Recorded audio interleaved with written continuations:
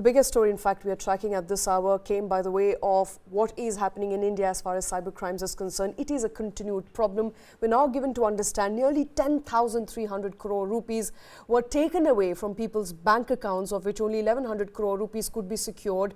This as per government data. It's a mammoth number, Shweta, and obviously it accentuates the problem of cybercrime even further. We've known that cybercrime and these petty crimes using UPI, using OLX, using some of these online shopping and bank KYC platforms has been a problem for Indians. But 10,300 crore rupees from 1st April 2021 till the end of 2023 is obviously a fairly large number. Now, what is really going on here? If you look at the rise of cybercrime, jog your memory back to about 10 years ago, 15 years ago. It all started with Nigeria-based cyber criminals using email hacks as a way to get into your computer and from your computer get access to all your data.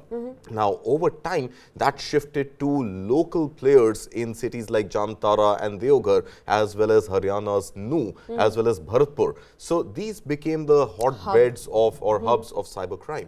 And now the game is shifting again outside of the shores of India, this time not to Africa, but to countries within Asia. So you've got Cambodia, you've got Myanmar, and you've got China. Now look at the data again. From a 4.5 lakh registered cybercrime cases in 2021, the figure more than doubled to about 9.6 lakh cases in 2022. In 2023, those cases have gone up to about 15 lakh odd cases. So we are adding on an average about 5 lakh new reported cybercrime cases every year. And 10,300 crore rupees is obviously a very, very large number. Now, what is the government doing? What can the government do? And what are the policy tightening that may be required is one part of the debate. The other part of the debate is that if you have been a victim to cybercrime, is the onus on the banks from which the money was siphoned off to repatriate that money back to you?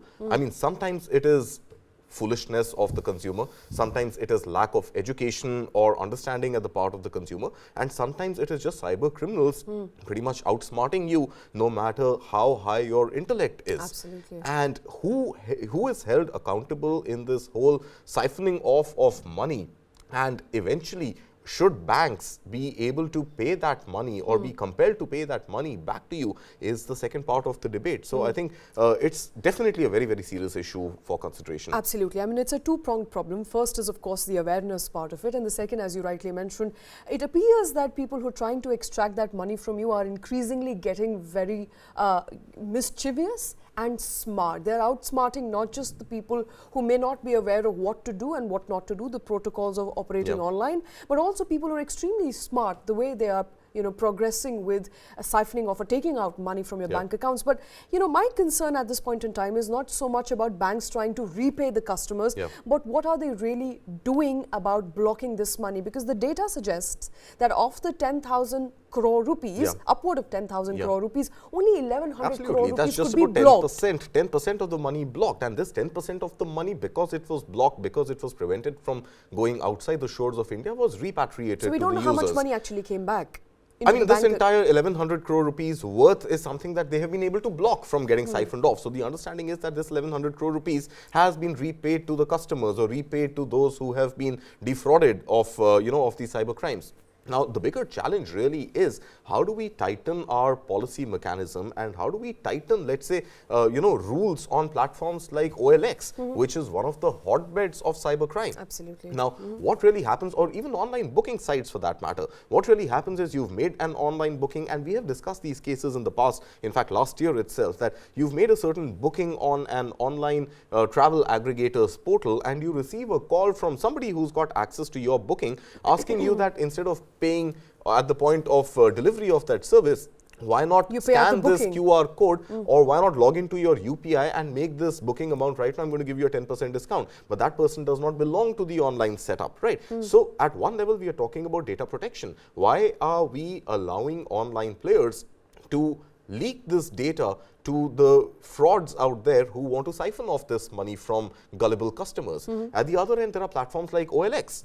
And OLX has this very bad tendency where anytime you want to purchase something or you want to sell something, you list a particular item or you see something that you want to buy, you make a phone call, it seems to be an incorrect number, and that number belongs to a fraudster sitting somewhere in India or outside India who's getting you to log into your UPI account or a digital payment platform and make a transaction which is seldom for the actual good. So the problem really lies at the heart of, despite digital data protection bill etc. being passed, the problem really lies with this ease of access to data and this ease of listing on online portals and really being able to defraud customers. That is something at a grassroots level which needs to be attacked, number one. And number two, of course, is being able to track where these mischievous calls are coming from and where was that SIM really purchased from. So I4C has said that they have a new software now called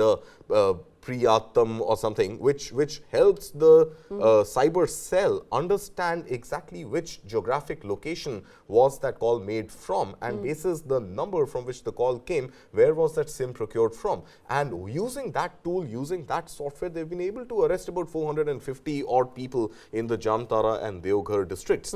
But 450 cyber criminals booked for 4.5 lakh crimes in 2021, 9.5 lakh crimes in 2022, and 15 lakh crimes, reported crimes in 2023 is definitely not enough. Not enough at all. But the numbers there pointing to a growing tendency of cyber criminals to get increasingly inventive, as they say, and the number not just doubling over the course of last 2 years, but adding additional 5 lakh complaints annually means that the number could be much higher in days and months to come. Perhaps a year to be more careful about and of cyber criminals. As far as last year is concerned, about 10,300 crore rupees worth of money taken away from people's bank accounts. In fact, since April of 2021.